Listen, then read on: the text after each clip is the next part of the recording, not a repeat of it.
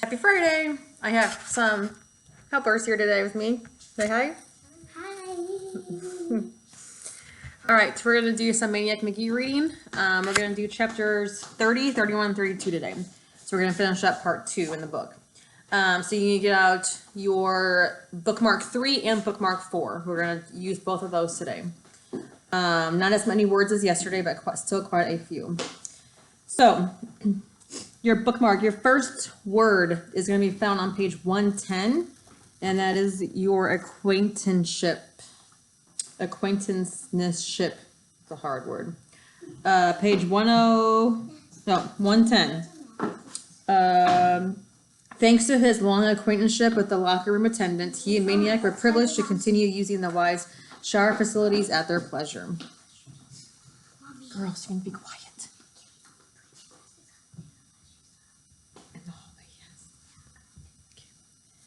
The next one is Creche, page 110. That is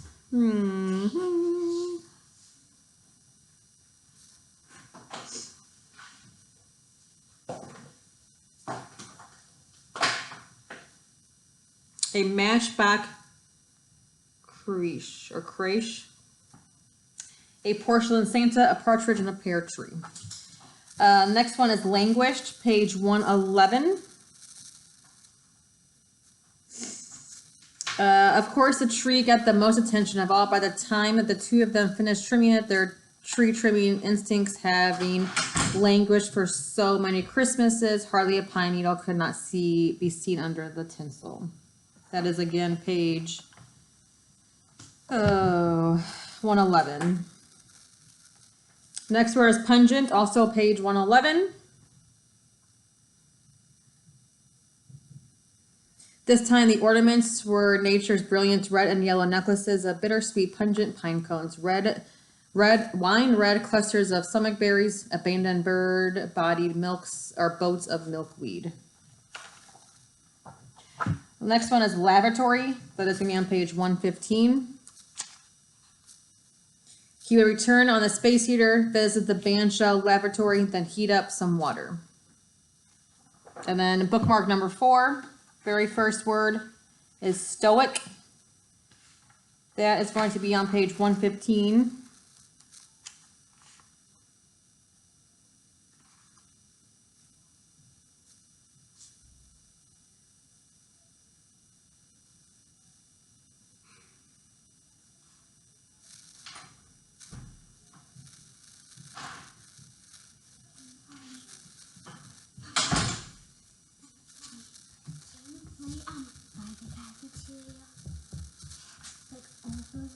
I can't find this one word. No, go away for a second. I can't find this word in here. Oh, there it is. Okay. He held a cold, limp hand that had thrown the pitch that had struck out Willie Mays, that had been betrayed the old man's stoic ways by giving him a squeeze.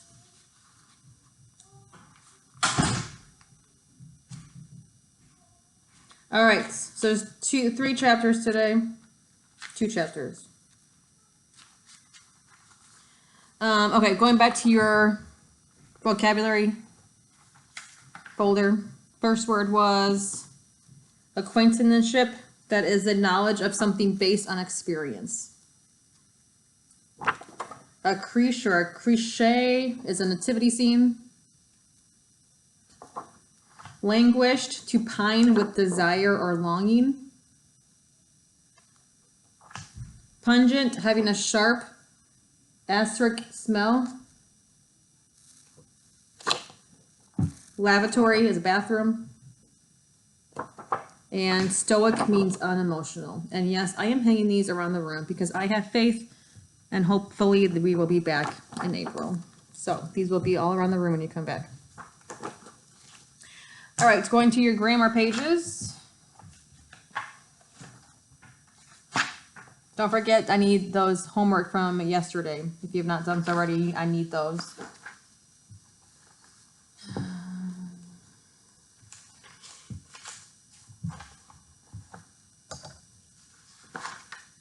Okay, there's quite a few of these. I'm not gonna be able to do all of them with you. I'll do chapter 30, 1 and 2, and then chapter 32, number 1, and then the rest will be for your homework. So chapter 30, number 1. Thanks to his long acquaintanceship with the locker room attendants, he and Maniac were privileged to continue using the Y shower facilities at their pleasure. So thanks is capitalized. To his long acquaintanceship. Oh.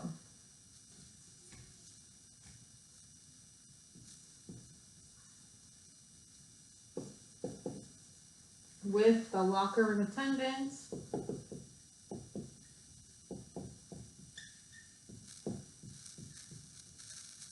Or not period, comma.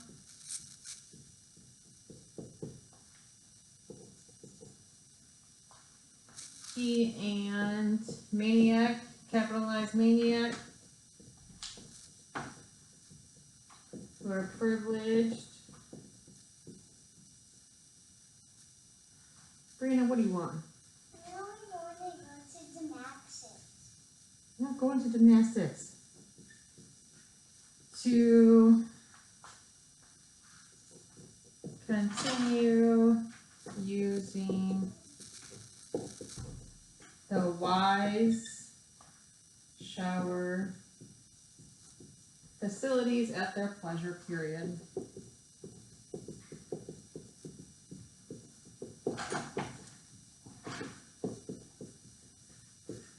And this is a thing, so it's going to be a noun.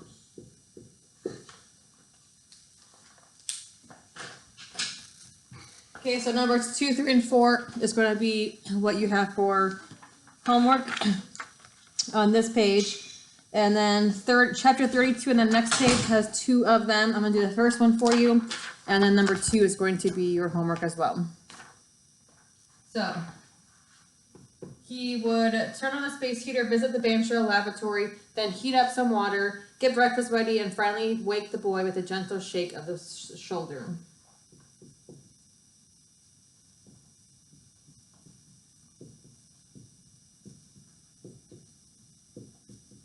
You would turn on the space heater, comma, visit the Banshell lavatory, comma, then heat up some water, comma, get breakfast ready, comma, and finally wake the boy, which we know, well, we're assuming it's Grayson, or not Grayson, Maniac. The boy with a gentle shake of the shoulder. And obviously a bathroom is going to be a noun. Cut you off, didn't it? Let me move the screen down.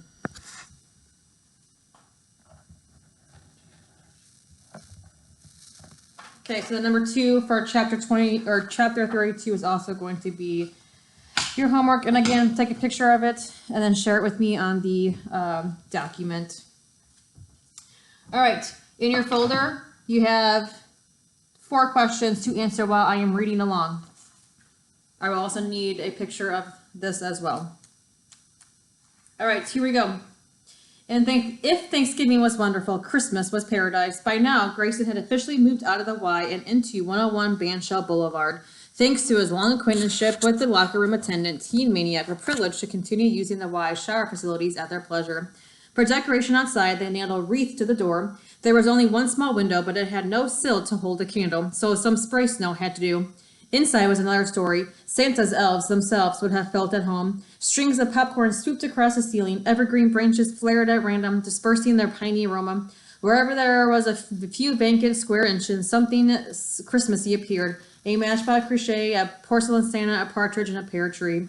One day, Grayson dragged a pair of tree limbs in and started swinging away. When he was finished, a wooden reindeer stood in the room, big enough for Maniac to ride. Of course, the tree got the most attention of all. By the time the two of them finished trimming it, their tree trimming instincts had languished for so many Christmases, hardly a pine needle could be seen underneath the tinsel and balls and whatnot. In fact, though they were delighted with their effort, the urge to trim was still full upon them. One room was simply too small to hold the spirit bursting, so they went outside across the creek and tramped the woods until they came to a fine and proper evergreen. And there, their footsteps muffled by the carpet of pine needles, their every breath and whispered word arrayed in frosty white, they trimmed their second tree. This time, the ornaments were nature's brilliant red and yellow necklaces of bittersweet, pungent pine cones, wine-red clusters of stomach berries, abandoned bird-bodied boats of milkweed, delicate thumb-sized goblets of Queen Anne's lace. Okay, so the question for chapter 30 is, why did they decorate a second tree? I'll repeat that. It says, on the page. In fact, they were so delighted with their efforts, the urge to trim was still full upon them, and probably because they have not had a Christmas in a while, so they were like making up for lost times. All right, 31. It was still dark when Maniac awoke on Christmas morning. Within an hour or two, the holiday would come bounding down the stairs with squealing round and tinsel trees of 2 mills. But for the moment, Christmas bided its time outside, a purer presence. Maniac shook Grayson awake, but stayed the old man's hand when he reached to turn on the light. They bundled themselves and ventured into the silent night. Maniac carried a paper bag. Snow had fallen several days before, and much of the town and had been plowed, shoveled, and slushed away. But in the park, along the creek, the woods, and the playground, it still lay undisturbed, save for the tracks of rabbits and squirrels. Beyond the tall pines, stars glittered like snowflakes, relentless to fall.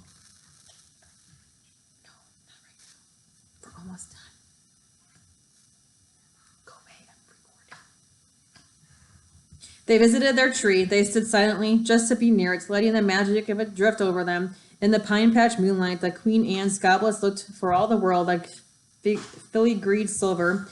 They walked the creek woods all the way to the zoo, meandering wordlessly throughout the snowy enchantment. As if by design, they both stopped at the same spot above the half-submerged, rooty clump of a fallen tree. Somewhere under there, they knew, was the dead of a family of muskrats. The old man laid a pine branch in the doorway. Maniac whispered, "Merry Christmas." They visited the animals at the zoo, at least the outdoor ones, wishing them a happy holiday. The ducks seemed particularly pleased to be seen. By the time they came to the buffalo pen, dawn was showing through the trees. Before the old man finished saying, "Want a boost?" Maniac was up and over the fence. If Mother Buffalo was glad to see the fence-hopping human again, she didn't show it, but Baby came trotting on over, and the two of them had a warm reunion. Before leaving, Maniac reached into the paper bag and brought out a present. "For you," he said. It was a scarf, or rather 3 scarves tied together. He wrapped them around Baby's neck. "Next year, I'll give you stockings for your horns," he grinned. If you have them by then." A final nuzzle, and he was back over the fence. They headed back home as the town awoke. Breakfast was eggnog and hot tea and cookies and carols and colored lights and love. As in all happy Christmas homes, the gifts were under the tree. Maniac gave Grayson a pair of gloves and a woolen cap and a book. The book did not appear to be sturdy as the others lying around. The cover was blue construction paper, and the spine, instead of being bound, was stapled. The text was hand-lettered, and the pictures were stick figures. The title was "The Man Who Struck Out Willie Mays." The author's name, which Grayson read out loud with some difficulty, was Jeffrey L. McGee. Maniac, in his turn, opened packages to find a pair of gloves, a box of butterscotch crimpets, and a spanking snow white, never used ever baseball. He was overjoyed. He rushed to the old man and hugged him. The old man put up with that for a second, then pulled away. "Hold on," he said. He went to one of the baseball equipment bags and reached in, tunneled down to the bottom, and came up with another package, this one wrapped crudely in newspaper. "Hiding this in," he said. "Didn't know if you were the kind of kid sneaks looks." Maniac tore it open and gaped helplessly when he saw what it was. To anyone else, it was a ratty old scrap of leather, barely recognizable as a baseball glove. fit for the garbage can, but Maniac knew at once this was Grayson's, the one he had played with all those years in the minors. It was a limp flat, the pocket long since gone. Surely timidly, as though entering a shrine, the body's fingers crept into it, flex curled the cracked leather, brought it back to shape to life. He laid the new ball on the palm, pressed glove and ball together, and the glove remembered and gave way and made a pocket for the ball. The boy could not take his eyes off the glove. The old man could not take his eyes off the boy. The record player finished the Christmas polka and clicked off, and for a long time there was silence. 5 days later, the old man was dead. So, chapter 31. Why was Grayson's gift so special? And why do you think Grayson gave it to Maniac? One more chapter. Chapter 32. Most mornings, Grayson would be the first one out of bed and would turn on the space heater, visit the bandshell lavatory, then heat up some water, get breakfast ready, and finally wake the boy with a gentle shake of the shoulder. On December 30th, it was the silence that woke Maniac and the cold. The space heater wasn't on. No streaming cup sat on the table. The old man was still under the covers. Maniac went over. Grayson. He shook the old man. Grayson. He took the old man's hand. It was cold. Grayson! He didn't run to the superintendent's office. He didn't run to the nearest house. He knew. He held the cold, limp hand that had thrown the pitch, that had struck out Willie Mays, that had betrayed the old man's stoic ways by giving him a squeeze. He began talking to the old man about places he had been on the road, about places the two of them might have gone to, about everything. Then he began to read out loud. He read aloud all the books the old man had learned to read, and he finished with the old man's favorite, Mike Mulligan's Steam Shovel. When he looked out the window, it was night. He dragged his chest protectors along the old man's mat and lay down, and only then, when he closed his eyes, did he cry. The funeral, such as it was, took place on the third day of the new year. Maniac had at last gone to tell someone, the zookeeper, and from then on he pretty much stayed out of the way. Grayson came to the cemetery in a wooden box. The pallbearers were unknown to Maniac. They were members of the town's trash collecting corps, and as they helped him bend to lay the box over the hole, they smelled vaguely of pine and rotten fruit. Maniac was the only mourner. He had thought this park superintendent might show, or the attendant at the Y locker room, or maybe the lady who ran the park food stand in the summer. No one was there, only Maniac and the man from the funeral home and the 6 pallbearers and 2 of them off to the side smoking cigarettes and leaning on a low little hole digging tractor that made Maniac think of something. He smiled inwardly. Hey Grayson, like Mike Mulligan's steam shovel had a baby. High above a silver plane across the sky, silent as a spider. A voice startled Maniac. When's he coming? It was from one of the pallbearers. The man from the funeral home pushed down the top of his black leather glove and exposed his watch. Should be here now. Should have been here 5 minutes ago. How long are we gonna wait? The funeral man shrugged. All but one of the pallbearers lit up cigarettes. Maniac wished he hadn't come. This event had nothing to do with the man who had once lived in the body in the wooden box. I'm freezing my chogonas off, a pallbearer announced. Me too, said another. Hey, you all. Hey, called one of the grave diggers. We ain't waiting all day to fill in that hole. Everyone looked at the man in the long black coat. He looked again at his watch. Traffic, probably. The minister, thought Maniac. That's who we're waiting for. A pallbearer walked over to the funeral man. We hauled the stiff here. Ain't that enough? They only gave us an hour. Another pallbearer chimed in. Let's go get some donuts. Hot coffee, baby. Loud clanks. The grave digger was striking the baby steam shovel with a spade. The funeral man sighed. He pulled out his own cigarette, lit it from the glowing tip of the pallbearers. Give it 2 more minutes, then we'll see. Maniac waited for one of those minutes, searching the horizon for signs of minister. Whatever was going to happen at the end of the next minute, he didn't know. He didn't want to see it, so he ran. Hey, kid, they called. Yo, kid. But he was running. Chapter 32. What was really sad about Grayson's funeral? And then if you turn the page, it says write a summary for part 2. I'm going to just have you guys type that onto the document. I'm sure you've seen that already with the link for the video. So, thanks for listening.